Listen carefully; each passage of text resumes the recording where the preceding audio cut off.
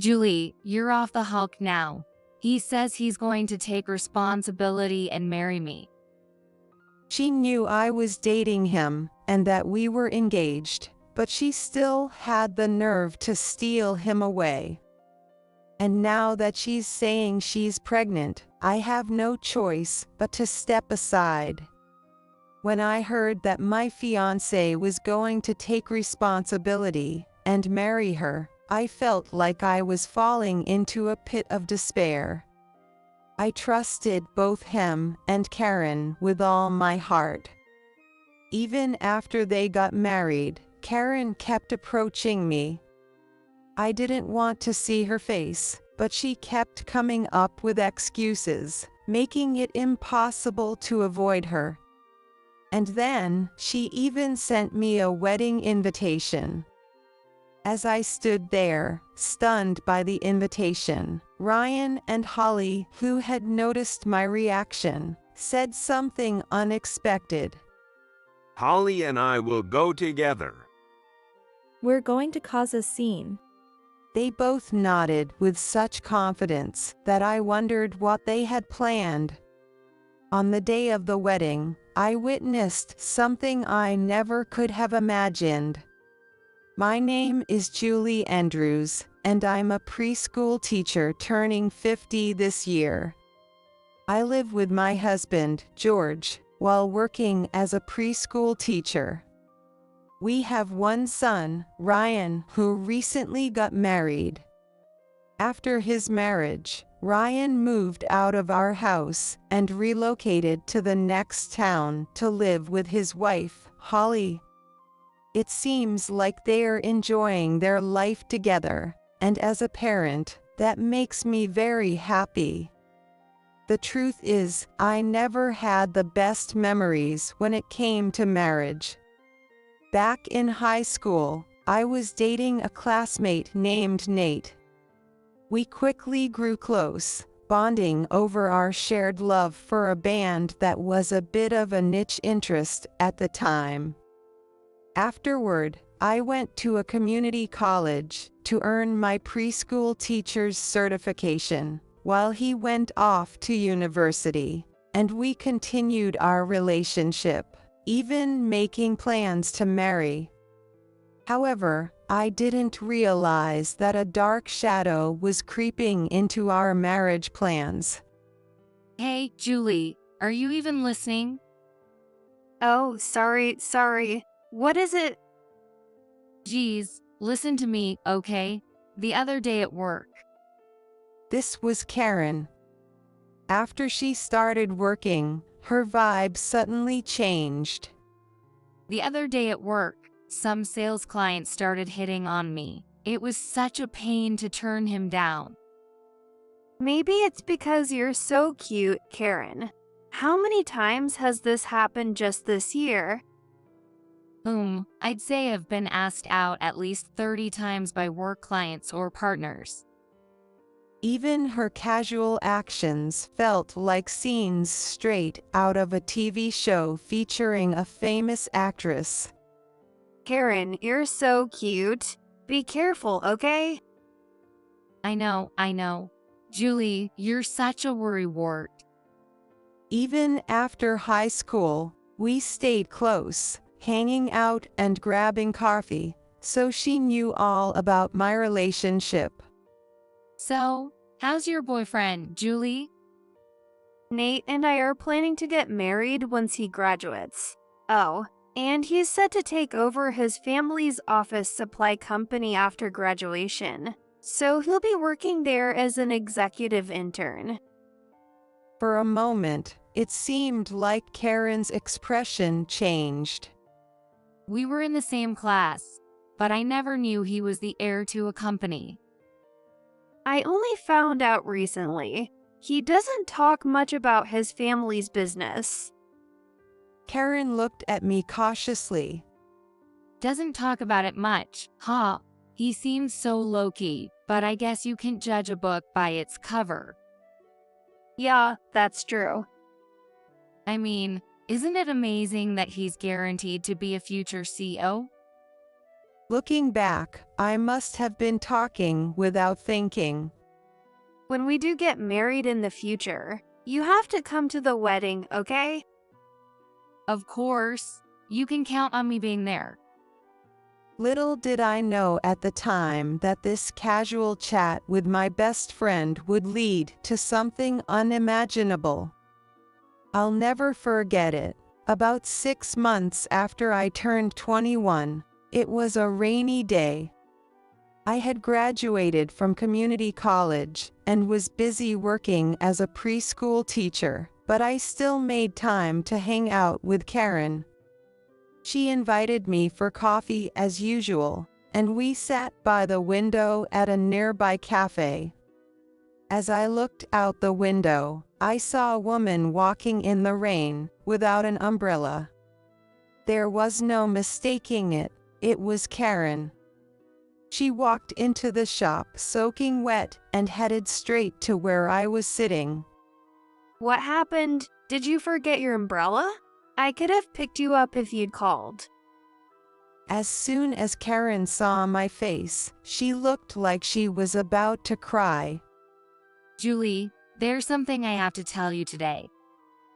She hesitated, struggling to find the words. I'm pregnant. I knew Karen had many admirers, but I didn't know she was seeing anyone in particular. No way. When did you get engaged? Who? Do I know him? Karen slowly nodded, looking embarrassed. You do know him. She swallowed hard before saying something I couldn't believe. It's Nate, the guy you're dating. Things just happened. I don't really remember what we talked about after that. The shock must have caused my memory to blur a bit. So that means. It looks like I'm having a boy. Nate and his parents are thrilled about having an heir. Karen glanced at me with a sly smile and said, Julie, you're off the hook now. He says he's going to take responsibility and marry me. She was pregnant, and Nate's parents were on board. That meant there was no place for me anymore. Karen leaned in close, peering into my face, and said one last thing.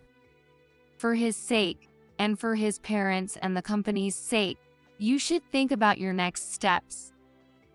As she spoke, she glanced back and forth between me and the cafe door. She was telling me to leave. Oh, and make sure you don't call Nate. He's getting married soon. Why, Nate? This has to be some mistake, right? Don't you dare call him Nate so casually. It's no mistake. If you cause any trouble, there will be consequences. The look on Karen's face was scarier than I had ever seen. I never knew she had this side to her. Of course, I won't contact him anymore. I never thought you were the type to do something like this. I hope you're happy. Thanks. Goodbye. Karen sipped her milk tea as if nothing had happened. There was nothing left to say to her. All I could do was leave. The shock of being betrayed by my best friend and the man I was supposed to marry left me shattered for a while. I remember feeling like the world went dark around me. I thought about going to see Nate and Karen many times, but I knew nothing would change even if I did. In that dark time, I met George, who was the same age as me, through a mutual friend. Thanks to George, my heart gradually began to heal, and we got married when I was 24. I soon became pregnant and gave birth to our son, Ryan. Living a life filled with trust and love, I had almost completely forgotten about Nate and Karen. Around that time, I gave birth to Ryan and took maternity and parental leave. I was torn about whether or not to go back to work. These days, a lot of people continue working, but I'd often heard how hard it is to balance work and spending time with your kids. However, when I thought about the future and Ryan's school expenses, working seemed like the better choice. I discussed my post-leave work schedule with the head of the preschool, but we concluded that it would be tough to work full-time right away after such a long break. In the end, with the support of the principal and my colleagues, I was able to return to full-time work right after my leave. So, after taking maternity and parental leave, I went back to work. The leave lasted 6 months, and it was tough leaving Ryan, who was still just a baby, to go back to work, but it was necessary for the future, and in case anything happened. It was 5 p.m., the time when parents come to pick up their kids. I was finishing up my day, helping the children get ready to go home, when I noticed a familiar face. That person was walking straight toward the preschool. The moment I saw her face, I knew I didn't want to meet her, but it was too late. Yes, it was Karen. Long time no see. Still working here, I see. She looked me up and down with a smirk. I hadn't told Karen about meeting George, getting married, or having Ryan. I had cut off all contact with her, wanting nothing more to do with her. Yet here she was, approaching me out of the blue. Oh, did you think we could make up? Don't get the wrong idea. I'm just passing by on my way to dinner with Nate. Something about Karen's words didn't sit right with me. Dinner? Wait, what about the baby you were pregnant with? Is he or she coming with your husband later? Karen was visibly shaken by my casual remark. What, baby? Stop it. Just stop. Suddenly, Karen collapsed to the ground, covering her ears. Had I said something wrong? Parents who had come to pick up their children started staring at us. I'm sorry, I didn't mean it like that. It looked like Karen was crying. She covered her face, but I could hear faint sniffling from between her hands. The stares from the parents picking up their kids were painful. As a preschool teacher, I know just how terrifying rumors can be. Something small can slip out of someone's mouth, and by the next day, it's all over the preschool, spreading to parents and even grandparents. They probably think I said something terrible to make someone's mom cry. The thought gave me a headache. I had just returned to work after maternity and parental leave, and the last thing I needed was some strange rumor making my job harder. But regardless of my wishes, the rumors spread like wildfire. 3 days after running into Karen at the gate, over 90% of the people connected to the preschool were avoiding me. Karen had always been charming and persuasive, so most people believed everything she said. Because of that, I had to endure the painful stares from those around me for a while. I heard from a close colleague that people thought I had cornered a parent until they had no choice but to cry. My colleague tried to clear my name, but the rumors spread so quickly, and with Karen's dramatic sympathy-seeking act, most people didn't believe me. Because of the rumors Karen spread, I ended up feeling uncomfortable at the preschool where I had worked since before my maternity leave, so I decided to quit. The preschool seemed relieved as well, not wanting the trouble of having a teacher who was the subject of rumors. When I informed them of my resignation, they accepted it without hesitation. For a while, I was too scared to work and stayed at home, but eventually, I decided to return to the workforce. It was for Ryan's sake. I still didn't know what path Ryan would take in the future, but whatever it was, I wanted to be financially prepared to support it. That's why I thought it would be better for me to work. Of course, I considered the possibility that Karen might show up again, spreading more rumors or causing trouble. But I couldn't let that stop me. I worked tirelessly, driven by the thought of Ryan's future. George understood how I felt and told me, "I'll do everything I can," and he truly did, taking on a lot of the household chores. Most people would say, "But you have your husband's salary," but I just smiled and brushed off those comments. George's salary was indeed there, but I still felt uneasy when thinking about Ryan's future.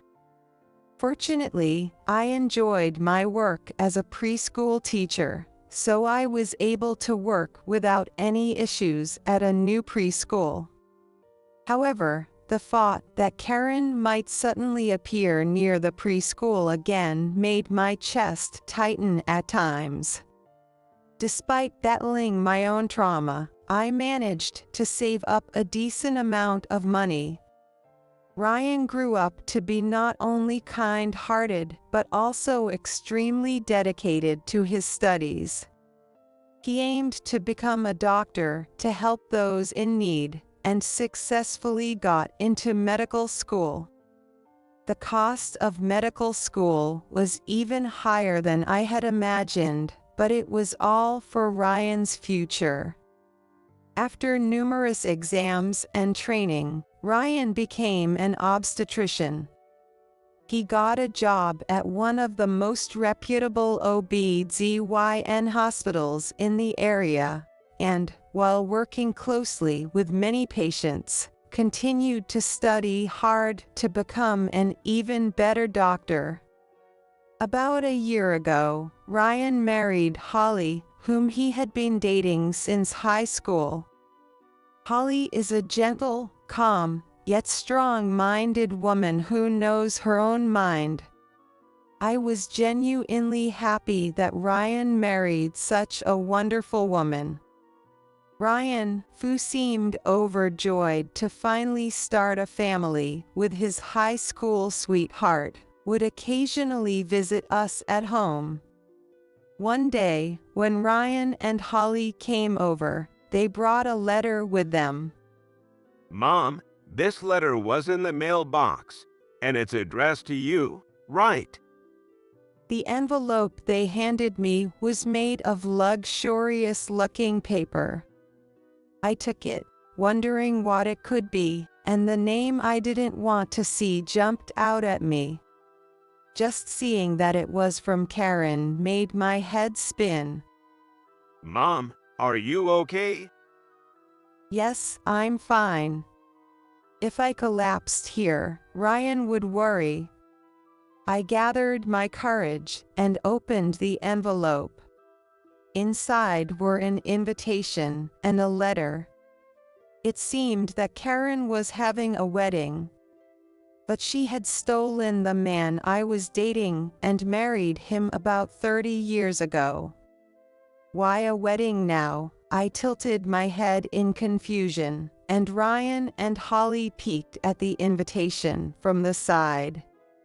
Oh, isn't this one of those vow renewals that are popular now? Since Holly works in customer service at a restaurant, she probably hears all sorts of things. I had thought she was up to date on new trends, but now I realize just how much she knows about a world that's unfamiliar to me. A vow renewal. What's that? It's like a redo of your wedding. Some people do it on a big anniversary, and it's becoming popular among celebrities. It says here they couldn't have a proper wedding at the time. I guess there are people like that. I felt exhausted just looking at the invitation. How long was she going to cling to my life? Mom, you don't look so good. Are you okay? Yeah, I'm fine. It's just someone from the past. Holly seemed to sense that something was off and asked me, Is this person named Karen? It's nothing major, really, but seeing that name just brings up some tough memories. Someone whose name makes you feel bad can't be nothing major. Wait, this person's last name is Gillen. Holly seemed to be deep in thought as she looked at Karen's name. Just then, as if on cue, my phone started ringing. The screen showed an unknown number. Given the timing, right after thinking about Karen, I had a bad feeling. The phone kept ringing loudly, and I finally gave in and answered. Hello, Hi, it's Karen. Oh, did you get the invitation? You're coming, right? Even without putting the call on speaker, Karen's high-pitched voice was loud enough for Ryan and Holly to hear. Ryan, noticing my expression, started mouthing and gesturing to ask who it was. I pointed to the name on the envelope in my hand. Ryan then wrote something on a piece of paper and showed it to me. The note said, "Tell her you're going." Yes, I'll be there. That's the spirit. I bet you're dying to see your old boyfriend raking in the big bucks as a CEO, huh? After a lengthy string of her smug, obnoxious boasts, the call finally ended. Ryan and Holly exchanged a look and nodded to each other. Holly and I will go together. Holly nodded as well, pointing to the invitation with a smile. We're going to cause a scene. I had no idea what they were planning, but it seemed they had something up their sleeves. I decided to leave it to them. On the day of the wedding, Ryan and Holly would attend in my place. The venue was one I recognized from TV and commercials recently. It's a famous spot. The catchy tagline, "A perfect wedding with an ocean view and sparkling sunshine," kept ringing in my ears. It was just like Karen to choose a place like this. She always had to be number one and in the most enviable position, so I figured she'd pick a trendy venue. But I had heard that holding a wedding there could cost close to $100,000. I guess it makes sense for a place frequented by celebrities, I thought as I looked up. The gleaming chandeliers, the high ceilings, the spiral staircase. Everything about the venue looked expensive. I had discussed everything in advance with Holly. George was also curious to see what a vow renewal ceremony in your 50s would be like, so he planned to watch alongside me. It felt a bit strange to sit side by side, staring at a small screen. I'll video call you at the right moment, so please watch. Holly whispered to me through the camera, dressed up for the occasion. Holly, with her usual warm and gentle smile, looked as lovely as ever. Thank you for standing in for me on your day off. It's no problem at all. You've always been so kind to me. Besides, when someone like you, who never speaks ill of others, makes that kind of face, there's definitely something up. Holly's intuition was sharp, likely honed by her job in customer service. I'll keep the video call going from here, so you can watch, Julie. Perhaps sensing that something unpleasant was about to happen, George suddenly announced he was going out to buy cigarettes and slipped out. Given that Ryan and Holly had gone to the trouble of setting up a video call just to show me, he must have suspected something was coming. George's intuition had always been sharp, something I greatly admired.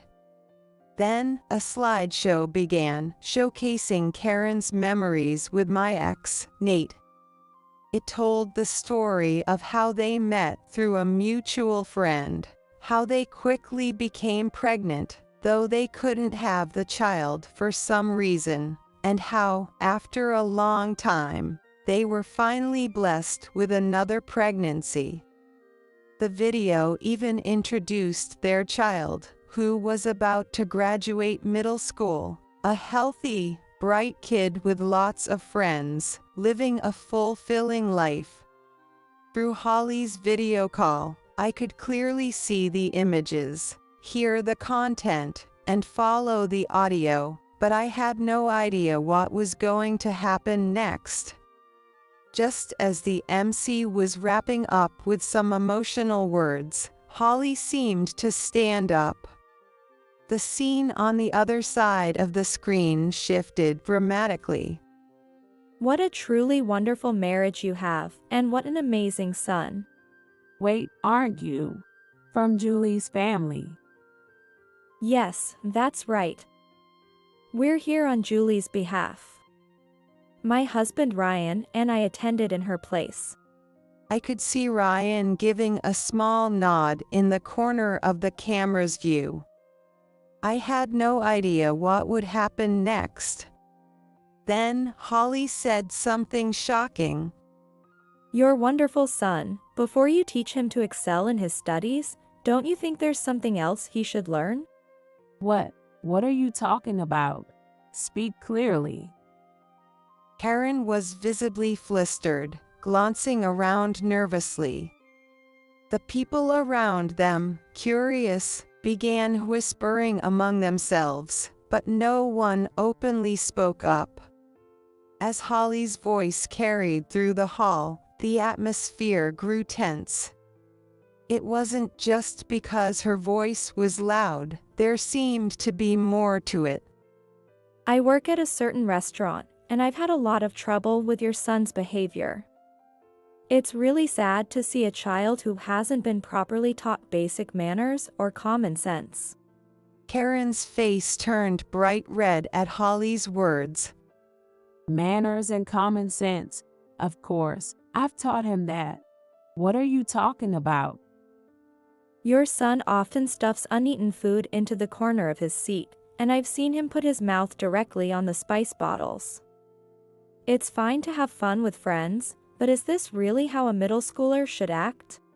Stop making baseless accusations. My son would never do something like that. But Holly didn't back down. Are you really sure your child would never do something like that? After all, you just introduced him as a wonderful son. Just the other day, he took all the bath tissue from the restroom, which caused quite a hassle. Holly chuckled, but there was no humor in her eyes. Seeing that Karen was determined not to admit anything, Holly picked up her tablet. You've never seen how your son behaves outside, have you? This is footage from a security camera. Audio started playing from the tablet, capturing the sound of Karen's son and his friends goofing off. It seemed they were about to attempt chugging an entire bottle of ketchup. After this, we had to close the restaurant and sanitize all the equipment. A middle schooler should know better, but apparently, he's fine with downing ketchup like that. Karen's son wasn't at the wedding, but it was clear that he was extremely disrespectful and difficult to reason with. This audio is fabricated. Stop this nonsense. I also have clearer footage that shows his face. Should I play it for everyone here? Karen went silent, realizing Holly was serious. Well, I guess there's no need to show it here. I've already submitted this footage and the photos to the appropriate parties. What? What do you mean by that? Your son recently finished his high school entrance exams and already has a school lined up, right? He talked about it loudly in the restaurant, so it was easy to find out. Karen's face drained of color. When I informed the principal of his future school, they said he wasn't suited for their institution and that there would likely be some consequences. You should be hearing from them soon. What? Are you trying to threaten me? Stop this right now. Well, we'll see how things turn out. Maybe you should ask your son for more details. At this point, Ryan stood up. Earlier in the video, you mentioned that you couldn't carry a pregnancy to term at one point. It seems that happened when you were quite young. Karen nodded, looking at Ryan. Yes, that's right. I was 20, and I overexerted myself during the pregnancy. I never got to meet my baby. It's painful to talk about, so I don't usually bring it up. Ryan noticed her voice growing quieter. That's strange. There's no record anywhere of you being pregnant during that time. What exactly are you referring to? Murmurs started spreading through the crowd. So there never was a baby. I had a feeling something wasn't right. People's whispers were loud and clear. You've been seeing a gynecologist for some health issues over the past few years, right? From your medical history and records, there's no indication that you were ever pregnant. Isn't that odd? The room filled with voices, many of them now openly criticizing Karen. It seems that when you decided to get married, you chose my mother's boyfriend. That's what I heard from a certain source.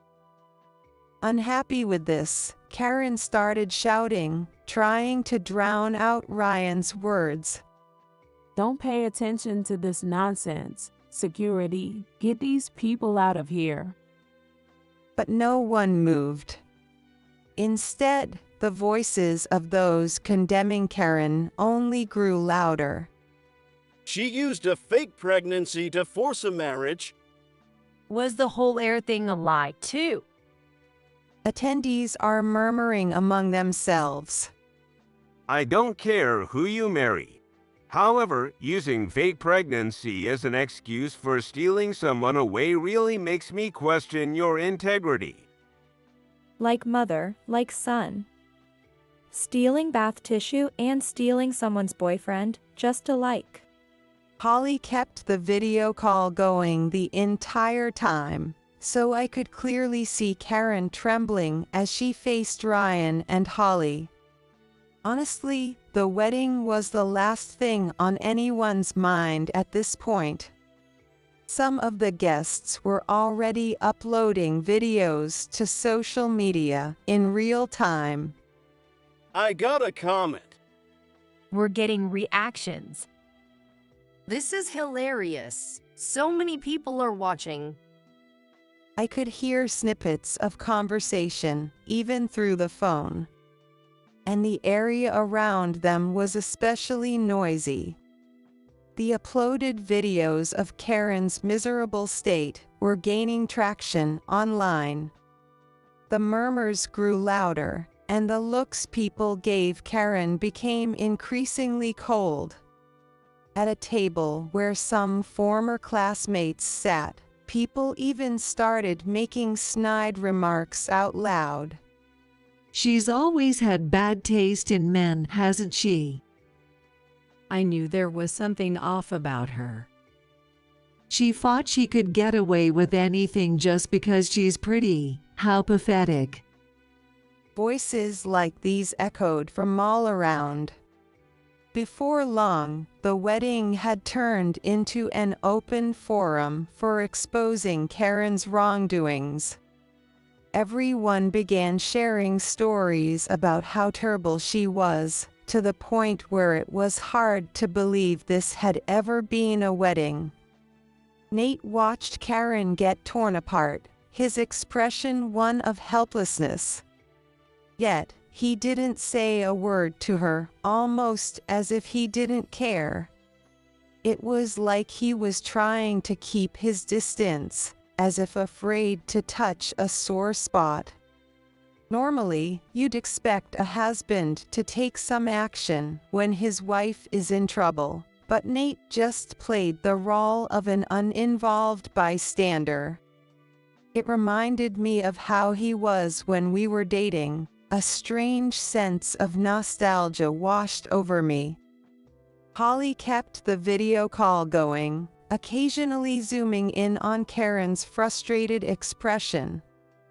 I couldn't help but think, so she can make a face like that too, as I watched, noticing more people gathering around. It seemed Karen had wronged quite a few people, as I could hear murmurs of remember when she, from various directions. Not paying back borrowed money, spreading nasty rumors, feeding someone expired snacks. People were saying whatever they wanted, and the wedding had completely fallen apart. What, is everyone here just trying to ruin my party? Friends sitting at Karen's table looked uncomfortable and began leaving. It seemed Karen had pressured them into attending against their will. I knew I didn't want to come. But she insisted, and now look at this. I could hear their complaints through the video call. People kept leaving, until finally, only a few relatives and a handful of friends remained. Then Holly spoke to me through the phone. It looks like the party's wrapping up. The venue staff are heading this way. Of course it is. From here, it looks like the seats are almost empty. You noticed? It's hard to believe there were so many people here before. Oh, it looks like they're talking to the staff now. As she spoke, Holly adjusted the angle of her phone. The camera shifted, capturing Karen, Nate, and the venue staff in its view. Nate is the man Karen stole from me by pretending to be pregnant, a man I could never forget, no matter how much time passes. When we were dating and talking about getting married, I truly believed there wasn't a more wonderful man out there. I was so smitten, convinced that both his looks and personality were perfect. But the man I thought was so handsome back then is now unrecognizable. He's probably twice the weight he used to be, with a bloated body and thinning hair. I had heard he took over his father's company, but he looks like someone who's completely let himself go. It looks like Nate is talking to the venue staff. Take a look. The phone screen zoomed in on Nate as he conversed with the venue staff. What's going on? Most of the guests have already left. Oh. The camera suddenly switched to a close-up of Nate, showing only the back of his head as he lowered his head, seemingly apologizing profusely. I could hear the words about the payment for this wedding from the other side of the camera, making it clear they were arguing over the bill. I overheard some people saying Nate's company is on the verge of bankruptcy, and he's been borrowing money from everywhere. Really? But I saw their ads around town recently, so I didn't think their business was struggling that much. It seems Karen's extravagant spending and their kids' tutoring costs have drained their finances.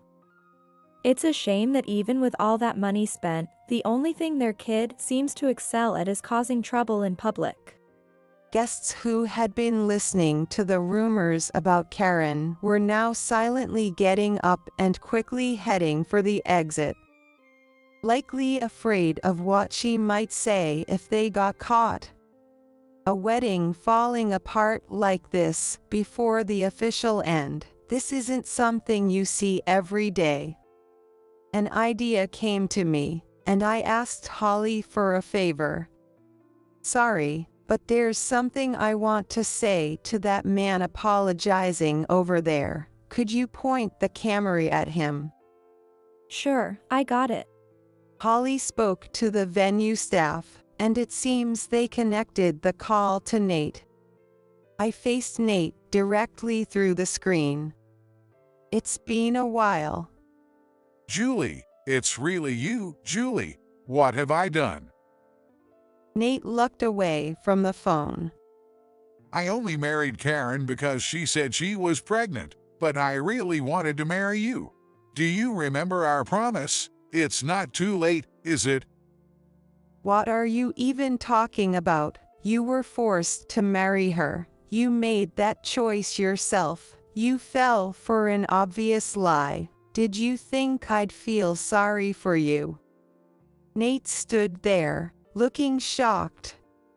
You're the victim. You were tricked. You willingly cheated, got married, and now you're claiming you were deceived. How does that make any sense? Hey, you haven't changed a bit, Julie. That's what I always loved about you. I felt a chill run down my spine. Nate was the kind of person who always tried to play the victim and manipulate situations to his advantage, only to fail miserably. How long are you going to live in the past? This wedding, or whatever it is, it's just another redo, isn't it? How long are you going to be stuck in the past? But you used to love me so much that you wanted to marry me, right? Can't you lend me a little money? What are you talking about? You should focus on figuring out your own future. And no, I'm not lending you any money. With that, I hung up the phone. Nate was probably in shock, given his personality. But that wasn't my concern. In the end, although the payment for Karen's wedding was deferred, it seems that she and Nate are struggling to make ends meet, and Karen has had to start working.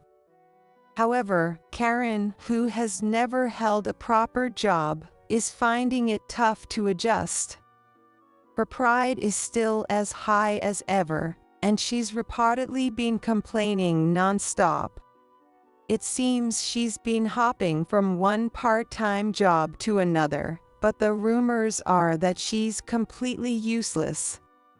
To make matters worse, I heard from an acquaintance that her pride and joy, her son, had his acceptance to the high school he was supposed to attend revoked. The video of his bad behavior went viral, not just at the high school and middle school, but also on online news and forums, causing quite a stir. On top of that, Nate's company has fallen on hard times, and every time I pass by, the place looks gloomier. As the saying goes, when it rains, it pours, and it seems like one bad thing after another is piling up for them. Around that time, Karen ended up getting hired as a janitor at the preschool where I work. She stood there, looking sullen, in a uniform with the cleaning company's name printed in large letters. I couldn't stand the thought of even saying her name, so I decided to treat her like a complete stranger. You're the one who will be handling the cleaning from today, right? Ha, what's with that fake politeness? I've been through hell because of you.